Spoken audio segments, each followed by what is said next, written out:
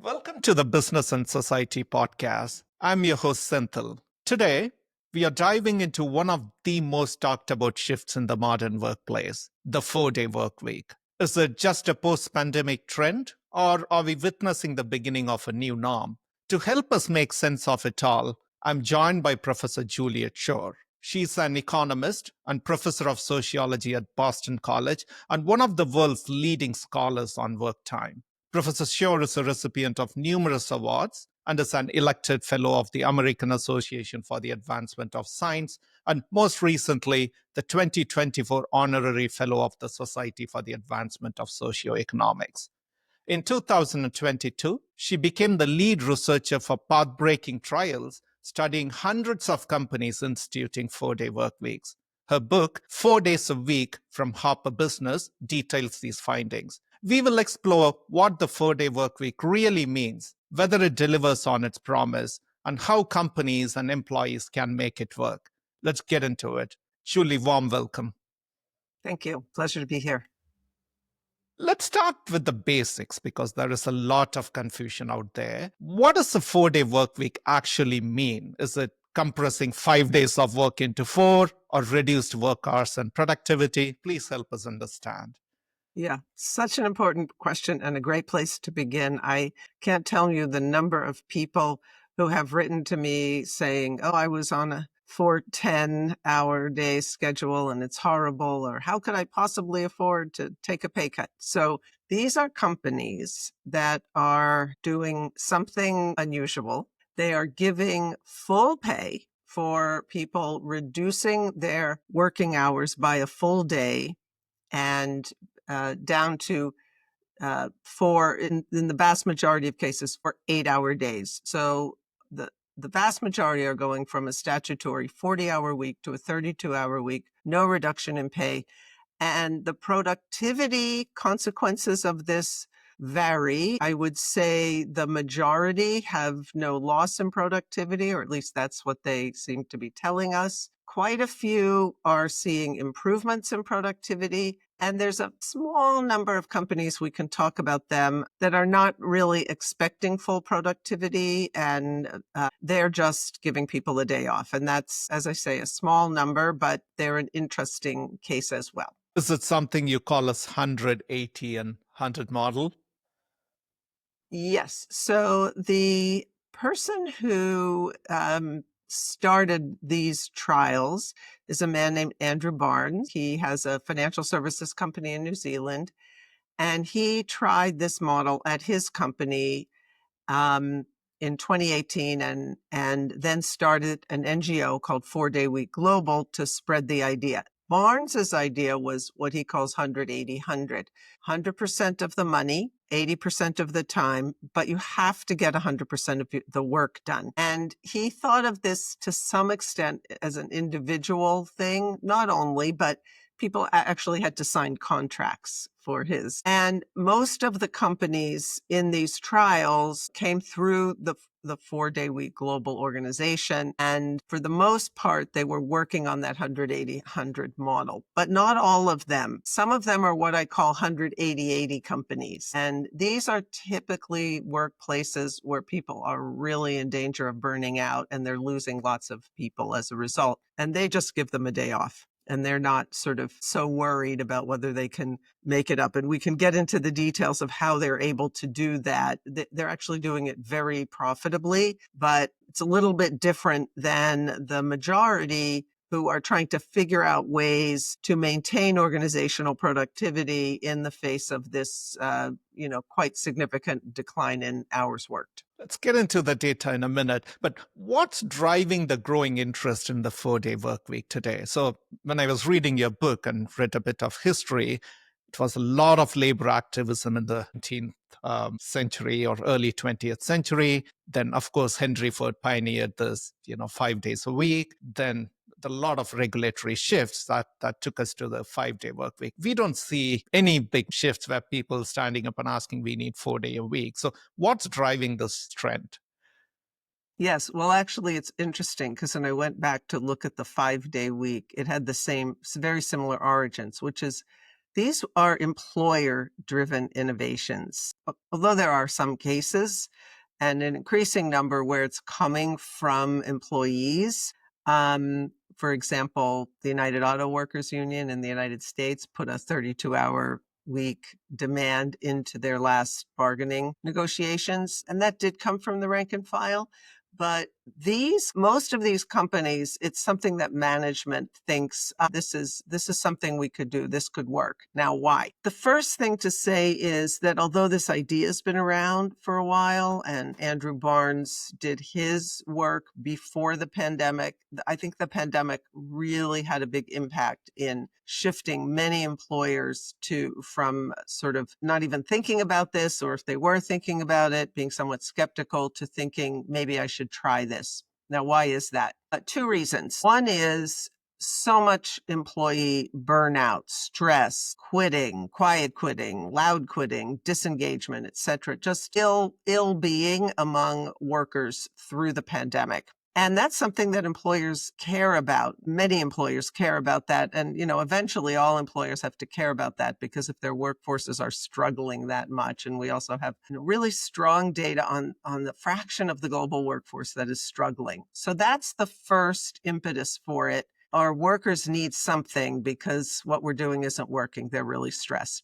The second piece of that is something that I heard from a number of people in management, including the very first company in our research, a company called HealthWise. And in 2021, actually, the summer of 2021, beginning in June, they were having tremendous resignations. And the CEO just thought, you know what, we've got to do something. We have to do something bold. Let's just give everybody a 4-day week. Now, and he just did it. And they started 2 months later on a 4-day week. Now, why did he think it was viable? What he said was, with work from home, we learned we could trust our employees about where they worked. And that meant we felt we could also trust them about how much they worked.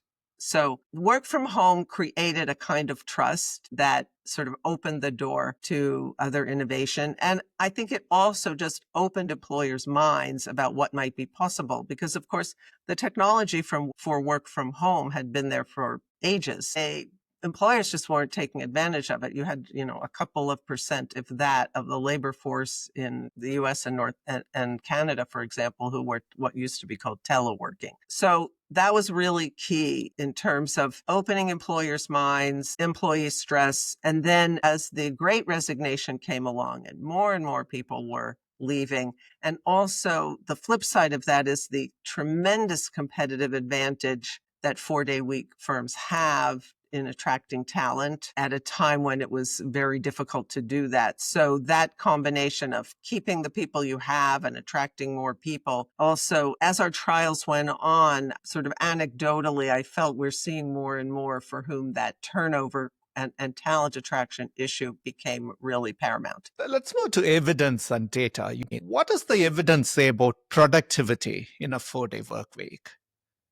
So just one thing to say, I cut the data off for the book to the point at which I had to put the book in, but the research is ongoing. So we now have 373 companies, including some of our collaborators who have used our instruments in non-Anglophone countries. Germany, Portugal, Brazil are putting their data into our database. And we're all finding the same thing, which is, well, you asked about productivity. We can get to employee well-being because we have a lot of results on that. So there are a couple of different ways that we're sort of finding out about productivity. Many of our companies are small and most of them are white collar. So it's not such an easy thing to measure productivity. In fact, it's almost impossible in a lot of them. So we have a couple of different ways that we do it. One is we ask the companies to give us data on something we thought might be a decent alternative, which is revenue. And we have really strong revenue findings. And then absenteeism and hiring and resignations and so forth. And all of those look very good. We have a number of self-reports on productivity from our employee data. So we ask them about their current workability compared to their lifetime best. We ask them just an outright productivity question.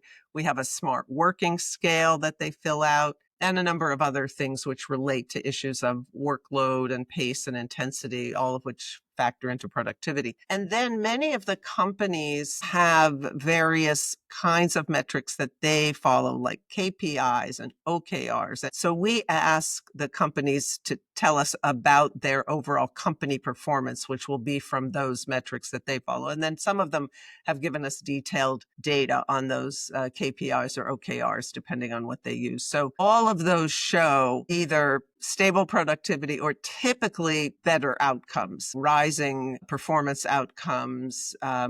There's one case, we didn't do this research, but our collaborators did in the UK, of a local government, which has, I think, 28 KPIs and stellar results on all but two, which really don't have anything to do with the employees. They're really more about economic conditions among the citizens. But what they see is they're saving a lot of money and their performance indicators are doing really well. We have some other cases where we have similar. So it's a really positive productivity and performance story. And I suppose the biggest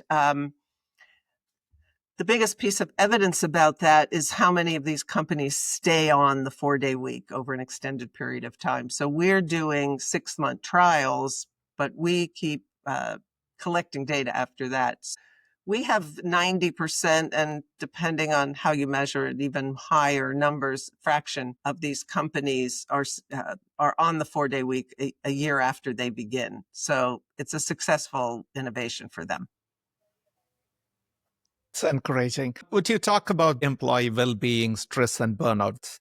Yes. So we track 20 different employee well-being metrics. You mentioned stress and burnout. Those are two big ones. 70% of the people in these trials have reductions in their levels of burnout. We use a 6-item burnout scale. Somewhat lower numbers have stress reduction, but there's significant improvement in every well-being measure. So burnout and stress, but also anxiety, fatigue, more positive emotions, fewer negative emotions, more sleep, fewer sleep problems, more exercise, less work-family conflict, less work-life conflict, more work-life and family life balance. And we have, I think, 6 satisfaction measures like job satisfaction, life satisfaction, satisfaction with time. All of those things go up, and some of them very significantly. Satisfaction with time, as you might expect, rises the most of all.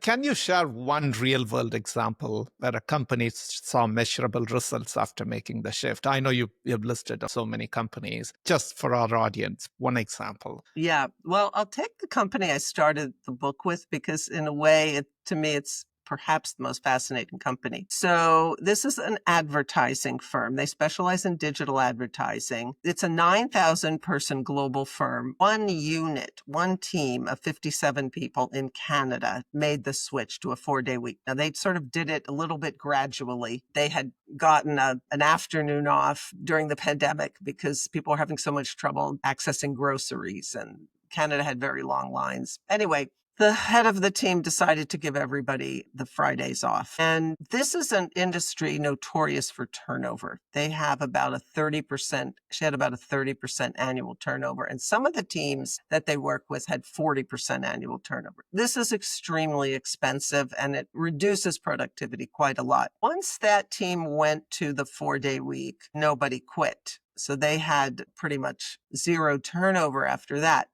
Okay, so that's great, very interesting, kind of what we had already learned to expect. The 4-day week makes these jobs so valuable to people, they don't want to leave them because they're not that easy to find yet. But what was fascinating to me, and this person became a real devotee and sort of had her accounting people figure out how much cost they were saving because they weren't having to replace people, and so she, they calculated, many millions of dollars saved as a result of this. But the really fascinating part of her story was that she started to realize she could monetize this in the contracts that she wrote with clients. So she put in bonuses into the contracts. If no one on the team leaves, the company gets a bonus. I think it was about a $200,000 bonus, something like that.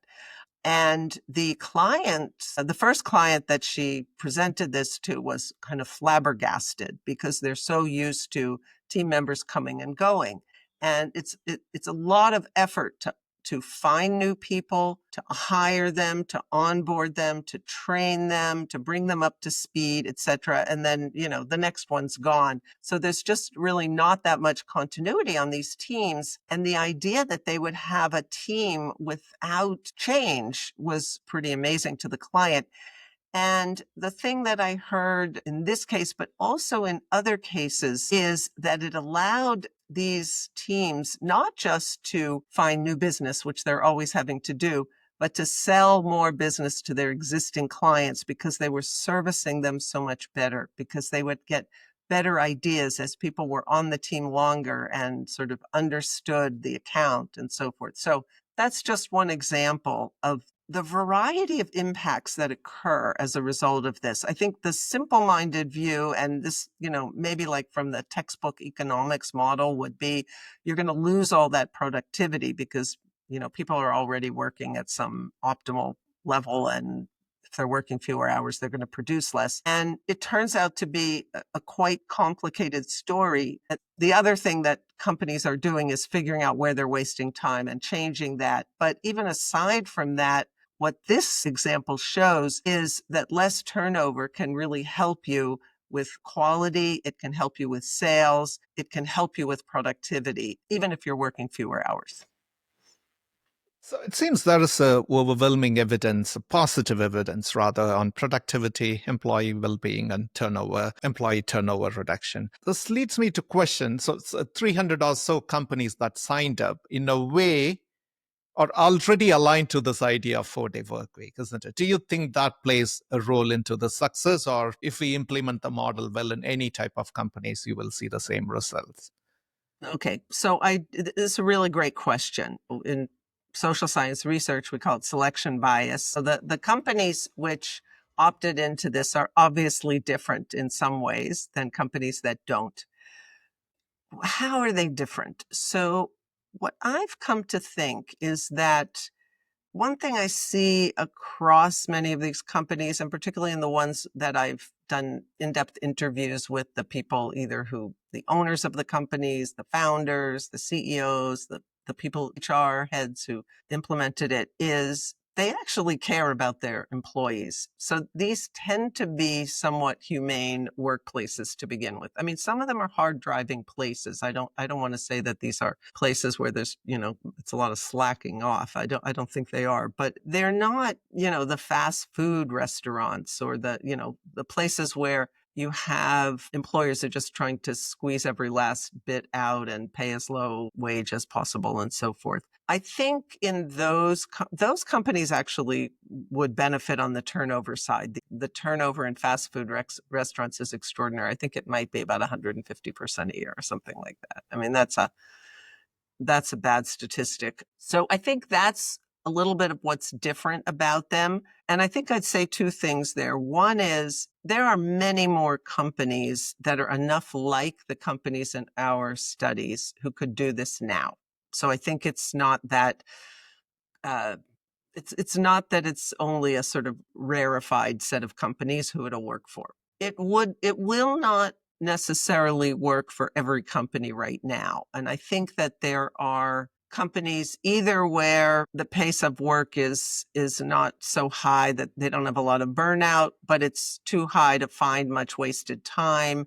I think that the kind of company where I think it would be hardest to do it right now is internationally exposed manufacturing, because I think a lot of those companies have already sort of optimized their production processes, and they don't have many of the things that a lot of companies are finding they can save time with. So for example, meetings. Many of the companies in our studies change their meetings culture. They find out they have too many meetings, they go on too long, they're too inefficient, too many people go to them. That's like, step one for a lot of these companies. Now, that said, there are companies in our studies who have no changes to their meetings, like the restaurant that I profile in the book. They had a once a week meeting that was run very efficiently. Only the people who needed to be there were there. They didn't change that, and they didn't need to. But a lot of white collar workplaces have too many meetings. So meetings, distractions, figuring out interruptions and distractions. That's a big problem for a lot of people in white collar workplaces. So they deal with those, and they create more what they call focus time or things like that. Sometimes I think that the two groups of companies that are most sort of eligible for this at the moment are what I call the lower intensity companies. So those are places where there is wasted time, where they can do that, what we call work reorganization before they start, and kind of engineer out the wasted time and just get more efficient. And then the very high intensity. So the restaurant or the healthcare workers that we're seeing, nurses they have very efficient work routines, but they're just too stressed out. Their work intensity has gone beyond what is optimal. And that's why you see so many people burning out and leaving the field. You have the same thing going on in restaurants. And I saw that also in some of the NGOs where the work is so heavy and kind of fraught emotionally. I mean, especially the pandemic brought out a lot of really difficult work for some of these NGOs. So those are often those 180 companies where they just need to give their workers a break, and they can benefit by that. That first group, the low intensity, are suffering from that old adage of Parkinson's law, which is that they've had a lot of technological improvements, but because there's no pressure to reduce work time, they just filled up the time with busy work. Interesting. So the key takeaway there is this model is not feasible across all industries, or there are industries that are better suited than others. Is that correct? Well, what I would say is at the moment, it's easier in some industries. I would say the one place at the moment that it's hard is in manufacturing. But if you think about how the process evolves, it will be viable for every industry, because if it starts and grows, or if government puts in regulations or incentives, every industry will adapt. As it grows, there'll be all that pressure on the long hours workplaces to try and compete for labor with other companies who are giving 4-day weeks. And one of the things we see is the enormous value of a 4-day week to the workers. We ask them a question that assesses what economists call their willingness to pay. So their willingness to pay for a 4-day week, how much more extra salary they would have to get if they went to a 5-day week. We've got about 13% across the sample who say no amount of money would ever induce me to go to a 5-day week. But in general, people are looking on the neighborhood of like a 25 to 50% raise to go to a 5-day week, and some even more.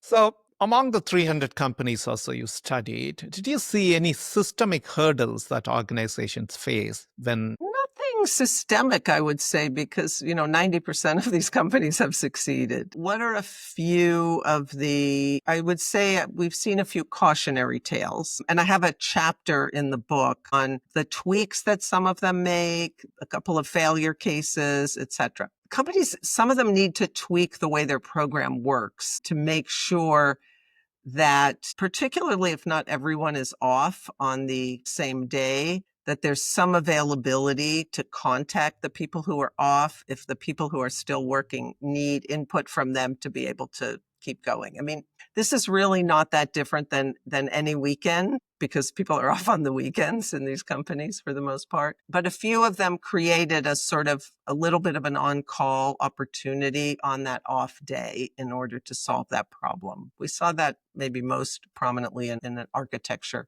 context that I wrote about. And actually, architects, there's an increasing interest from architecture firms in this, but they are one of the harder professions to make it happen, because they tend to be very long hour firms with a kind of, maybe a macho work culture that's a little bit tough to address. The other thing is a sort of cases where only some people in the organization got this, and it was very contingent. So the biggest failure case that I talk about in the book is an Australian company called Who Gives a Crap. They make sustainable toilet paper, and they started with just a small number of people in their company. They're a very rapidly growing company, and the program started out really well. They got big employee benefits, but I think for two reasons. One is it wasn't the whole organization. And this is really important because when the whole organization is doing it, it creates an overall incentive to save time and to make it work. And you don't have those differences in the people who are on the 5-day and the not. And what happened was that the people on the 4-day work week, they ended up getting very stressed out because the rest of the company was not doing the same thing they were. And it became, and we've seen this in a couple other cases, although there's one case where they had a lot of this, but it was still very successful. It's a 5,000 person organization. They started with 1,000 people and now they're rolling it out to everyone. But contingency, like if you don't get your work done, you don't get your 5th day off, and sort of putting too much on the individual employee. I think one of the lessons that we've learned is that when you do this as a team or when you do it as a group, it's easier to make it work than thinking of this as like, almost a moral issue for every individual employee, because most of these people are in workplaces where they're collaborating and they're relying on other people. They're not so solitary. Hmm. Who gives a crap? Let's take that example. Correct me if I'm wrong. It was also evident that the company was growing too fast. They couldn't manage with the 4-day work week. That's one of the takeaways when I was reading that case. What does that imply? If the company is in a hyper growth mode, they can't do with 4-day work week, or what does it even mean? No, I didn't say that in the book. And if you took that away, that's my bad, because it was a rapidly growing company, but we have plenty of other rapidly growing companies who are succeeding with it. So its problems had a lot more to do with the fact that it was just a small number of people. The CEO was not necessarily all that enthusiastic about that. They didn't have good metrics. They plan to try again, but they have to figure out what the metrics are. How will they know if they succeed or not? And this was one of the things that the CEO, I think very rightly, was kind of thinking about, like, what would it mean to succeed with this? But let me tell you the story of another startup, also very rapidly growing, that thinks that it was only the 4-day week that made their growth possible. So this is an internet service provider. They provide broadband, or actually it's satellite linkages for remote villages in northern Canada. They're not in the book, but they're part of our study. They got a huge new contract at the same time that they started the 4-day week. And we were doing interviews with this company before they started and then at 6 months. And so when we went back and, we learned about the big new contract, my first thought was, it must have been hell. How could you manage with all these new clients? So they sign up all these new homes, and then they have to service these people. So it's really not that easy to skimp on this. So the first thing they said was, no, if it weren't for the 4-day week, we couldn't have done it. Why? Because our people would have been too burned out with that higher volume of customer service tickets or problems. But the other thing that came out, so that was interesting. And of course, they're hiring along the way, as Who Gives a Crap was, and as all the startups tend to be doing. Not all of them. We have one that had layoffs during the time, but it was still been very successful. They said that what the 4-day week forced them to do was invest time upfront in documentation, which is something they hadn't been doing earlier, which meant that their customer service people were kind of reinventing the wheel. And it's a really great example of what I call in the book the forcing function of the 4-day week, because there are a lot of things that companies probably should do, but they don't invest the time up front because it doesn't have an immediate return, but that down the line will save them money. And whether it's something as obvious as documentation or just things that I think everyday things that many of us have probably experienced, like you get a new piece of software, instead of spending, a few days at the beginning learning about all its functionality and so forth so that it will save you more time, In the future, we turn it on and we just use it. And then, we learn as we go and so forth. Or we may never learn about a lot of the functionality that it has that might have saved us a lot of time. So, and when I talk to in my interviews, when I talk to people about this and ask them, well, why don't you do that without the 4-day week? Why do you need a 4-day week to teach you that you should be documenting, or to teach you that, you're doing things inefficiently? And they didn't really have a good answer to that. All they could really say was, we're just trying to keep our head above water. We don't have time for that. It's just the everyday press is too much for us to maximize, sort of optimize everything all the time. But the 4-day week sort of forces more of that quote unquote optimization. So it's not as straightforward as it seems. You tell employees, okay, from this week we are going to work just 4 days, but there are certain underlying levers which needs to be managed carefully. So let's say if a company wanted to try this 4-day work week model, what's the best way to pilot it without risking performance? So, couple of things. So in our trials, we gave companies 2 months of training, onboarding, peer mentoring, talking through issues, and so forth. So we advise them to empower people throughout the organization through it if they have a team's structure or divisions or whatever, however it is that their workplace is organized, to sit down and make a plan to figure out, first of all, what is the form that your 4-day week is going to take? Or is everyone going to be off on the same day? Do you need coverage for all 5 days? So do you maybe want to split half Mondays, half Fridays, or do you want to have rotating, or, all those kinds of questions. You have to figure out what your format is. But then also, how are you going to save time? Where are you wasting time? And companies do different things. The manufacturing companies go through every step of their process and see where they're wasting time. I have a deep dive into a brewery. A brewery has many different tasks, but some of them have dead time while they're in the middle of cleaning of the equipment, for example. So they figured out how they could slot tasks into the dead time of, some of the longer tasks, or how they could move things from across different days and so forth to save time. So that's the first thing. You do as much of that as you can. Sometimes it involves training. Some of the companies taught people how to run more efficient meetings and so forth. Some of them buy some new software that helps them with focus time, or, not scheduling meetings at certain times, or calendar alignment, or other ways. Some go to more asynchronous communications. So, those kinds of things. I think a big principle is to empower your employees to figure out how to do it, because there's a lot of knowledge that resides at the bottom or throughout all the levels of the organization. One of the companies that I talk about in the book, it's called Kickstarter. I talked to people at different levels of the organization, and they did different things. The senior leadership had a different task than the customer service people, or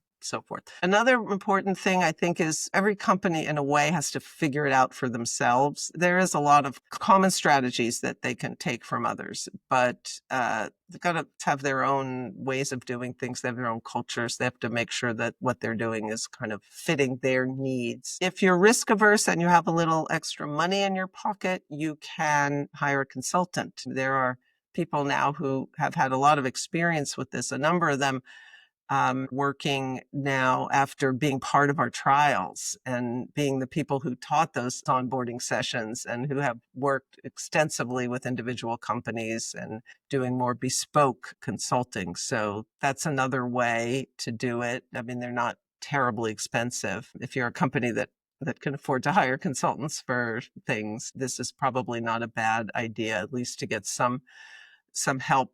They typically now conduct what are called sort of readiness surveys to figure out, are there things you need to do, problems you need to fix? Like, do you lack accountability? So do you have a lot of slackers in your organization who, if you do, you need to deal with that problem, because this may not work if people are not going to all, pull together and so forth. It's pretty much just common sense, honestly.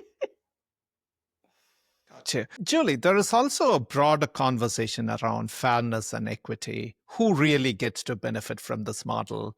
Um, does the 4-day work week Workweek benefit all workers equally, including frontline and low-wage staff, given that your research is, as you said, is mostly white-collar workers? But do you have any perspectives on this?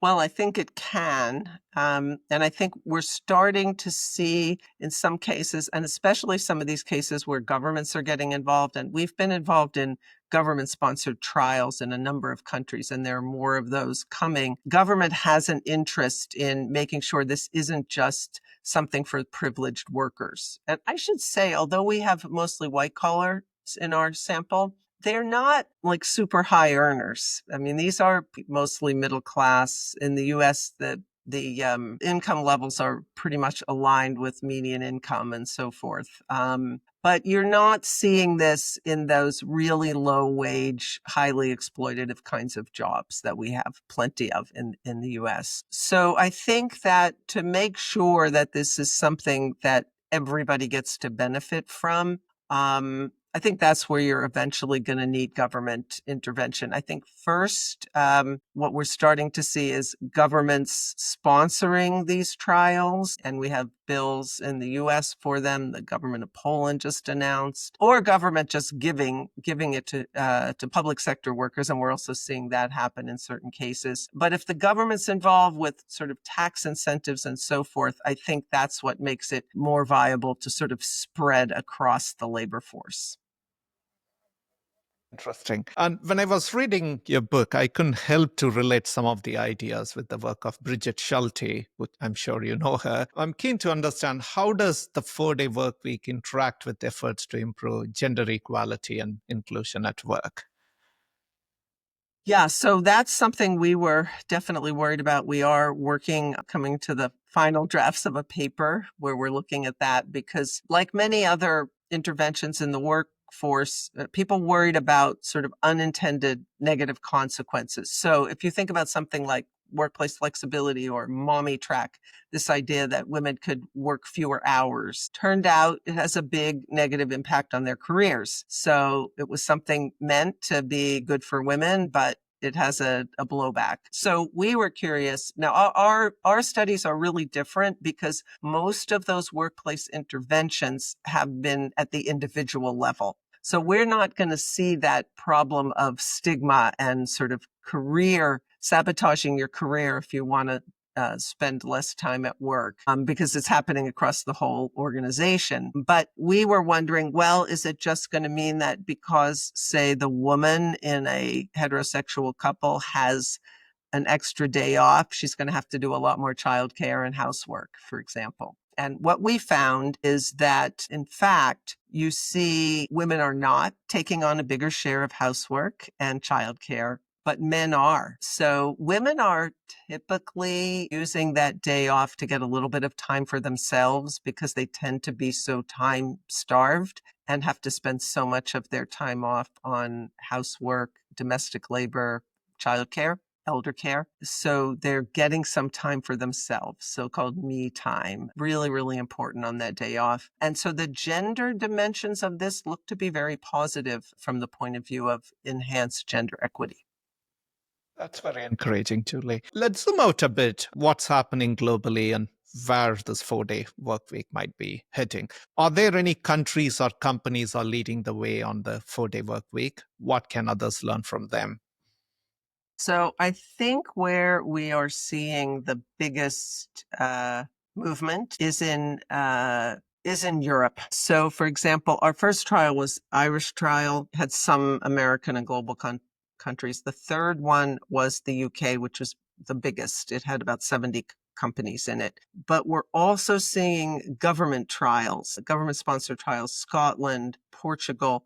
Poland has just announced. The Spaniards, they were the first to announce a government trial. They also had a regional trial in Valencia. The national trial is an interesting one. It's a 3-year trial where the government is subsidizing wages for that 5th day. So there's less of a risk for the companies in terms of productivity because they're not going to have to pay those 5th day wages, but it's a declining share over the 3 years. And the Spanish are most likely about to reduce their statutory work week down to 37.5 There's some companies in Italy, some of the bigger well-known names, Lamborghini and some others in Italy that have gone to a 4-day week. Germany, there's a very large company, I can't tell you the name of it at the moment, that is pretty far along in a process. And I'm actually working with a colleague who's working with a global manufacturing company. I've been approached by global manufacturing companies because the Belgians have a trial and they also put in a 4-day week that anyone in Belgium is allowed to get a 4-day week. That's a compressed 4 days, so 4/10s. But they're also interested in moving that to a 32-hour. So I'd say Europe is the place where we're seeing the most movement, and we're seeing it from unions and governments as well as just individual companies. And this is what some of the big companies are saying, that they expect legislation in Europe, and so they're going to need to harmonize across many different sites. So they want to try and get ahead of that process. The city government of Tokyo put all of its employees on a 4-day week. And part of the reason for that is very different than what's happening elsewhere, but they're worried about low fertility. And they have a lot of female employees, and they think maybe if they have some more time off the job, they might be more likely to have children. The UAE has gone to a 4.5 day, and they may be moving down to a 4-day, and that has to do with their Sabbath. Very interesting. Do you think the 4-day work week will become standard in the next decade or so? What would it take to get us there? I do think about a decade-long time frame. So I think that a decade from now, it could be the norm. And I think you will see standard work week of 4 days in quite a few countries. I don't know about my own. I mean, to some extent, it's going to depend on, we have a lot of political change happening in the United States right now. And the current administration, I think it would be pretty hostile to this idea. They tend to be a very old-fashioned conservative. That's a nice way of putting it. But I do think we'll see it. I think we'll see legislative activity at the state level in the United States, at the country level throughout Europe, and then some random other countries. I think you'll see action, a few in the East Asia. I think we'll see a little bit of action. There's also interest in Korea, in South Korea. And I think we're going to get a lot more pressure from unions in the next 5 years. My understanding is the UAW is planning to make this one of their top 3 demands in their next contract negotiations. That's something I've heard it through the grapevine. It's maybe more it's anecdotal, but I think we'll see it. Before we move to the final section, a more personal question. What originally drew you into this topic? So you have been working in the space for about 4 decades now. And what gives you hope or excitement about where it's heading? Well, I have a sense or two about this in the book. So I got into this in a sort of not very usual way for me.